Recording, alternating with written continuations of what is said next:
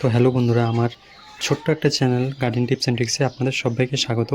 আপনাদের ভালোবাসা থাকলে অবশ্যই কিন্তু একদিনকার এই চ্যানেলটা কিন্তু অনেক কিছু জানাতে পারবে, অনেক কিছু শেখাতে পারবে লোকদের, এবং এই পরিবারে কিন্তু একদিনকার অনেকটা বড় হবে তোমাদের ভালোবাসা থাকলে। তো আজকে যে বিষয়টা নিয়ে আমি কথা বলছি সেটা হলো এই জবা গাছ। তো দেশি জবাগুলো কিন্তু ভীষণ ভালো লাগে, খালি কিছু বলতে হয় না, ওদেরকে দেখলেই যেন মনটা ভালো হয়ে যায়। বেশি কিছু বলার দরকারই হয় না, কারণ ওরাই কিন্তু তাদের একটা সৌন্দর্য, তাদের যে ভালোবাসা, তাদের যে একটা অন্য রকমের একটা ভালোবাসার অনুভূতি, সেটা কিন্তু তাদের সৌন্দর্যের মাধ্যমে কিন্তু আমাদেরকে উপহার দিয়ে থাকে। তো বেশি কিছু না বলেই চলুন আজকে ভিডিওটা শুরু করা যাক। যদি আমার চ্যানেলে আপনারা নতুন হয়ে থাকেন অবশ্যই কিন্তু লাইক শেয়ার সাবস্ক্রাইব করে কিন্তু পাশে থাকতে পারেন, তাহলে কিন্তু আমি এমনই নতুন নতুন ভিডিও দিতে উৎসাহিত হব। তো এই যে দেখছেন আমি জবা গাছটার যে কাটিংগুলি লাগিয়েছিলাম, তো এগুলি কিন্তু এখন হয়ে গেছে। হওয়ার পর আমি কিন্তু এখানে ছোট একটা গামলার মধ্যে লাগিয়েছিলাম। তো দেখো বালতিটার মধ্যে লাগানোর পর এটার মধ্যে কিন্তু এই বছরে 2-3 মাসের মধ্যে কিন্তু একটা গ্রোথ কিন্তু দেখা যাচ্ছে, তার কিন্তু একটা বৃদ্ধি হচ্ছে ধীরে ধীরে, আস্তে আস্তে বলতে পারো। তো এই গাছগুলো কিন্তু বিশেষত গরমের সময় কিন্তু ফুটে থাকে, কারণ এই জবাগুলো কিন্তু সবসময় গরমের সময় কিন্তু বেশিরভাগ দেখা যায় তার একটা সুন্দর গ্রোথ থাকে, তার একটা সুন্দর কিন্তু তাড়াতাড়ি বৃদ্ধিও যেমন হয়, তাড়াতাড়ি কিন্তু খুব সুন্দরভাবে ফুলও কিন্তু ফুটে থাকে। তো আমি কী নিলাম এখানে, আমি 50% মাটি নিলাম, 20% মতো গোবর সার নিলাম, আর 20% আমি নিলাম বালু। তার সাথে সাথে আমি অল্প একটু বোন মিল নিলাম।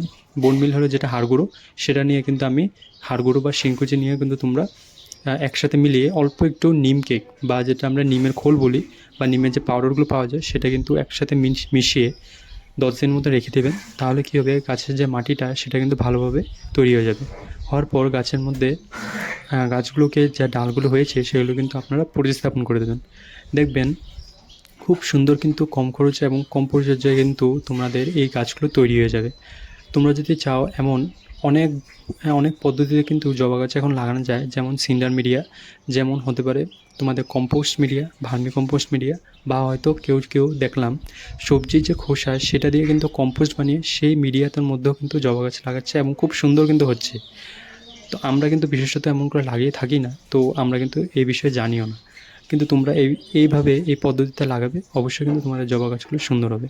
তো ফুল কীভাবে পাবে? তো ফুল নেওয়ার জন্য তোমরা অবশ্যই কিন্তু কলার খোসার জল, বা তোমরা ইউজ করতে পারো তোমার পেঁয়াজের খোসার জল, বা সবজি যে সব খোসাগুলি বার হয় সেগুলো দিয়ে কিন্তু খুব সুন্দর একটা জল তৈরি হয়, যেটা হলো তোমরা সার বা তরল সার বলে। সেটাকে কিন্তু 10 দিনের মতো বা 5 দিন রেখে তোমরা কিন্তু সেই জলটা ব্যবহার করলে কিন্তু গাছে খুব সুন্দর কিন্তু এইভাবে কিন্তু ফুল দেখতে পাবে, আর দারুণ দারুণ কিন্তু ফুলের কিন্তু দেখাও মিলতে থাকবে। তো গরমের সাথে সাথে কীভাবে তোমরা উপভোগ করছো এবং কীভাবে বাগানটা করছো অবশ্যই কিন্তু আমার কমেন্ট বক্সে জানতে পারো। নতুন থাকলে কিন্তু অবশ্যই পাশে থাকবেন। তো দেখো এখানে গোলাপের সাথে জবা আছে, জবার সাথে কিন্তু অন্য অন্য ফুলও কিন্তু দেখা দিচ্ছে। তো কেমন লাগলো অবশ্যই জানাবেন। ধন্যবাদ।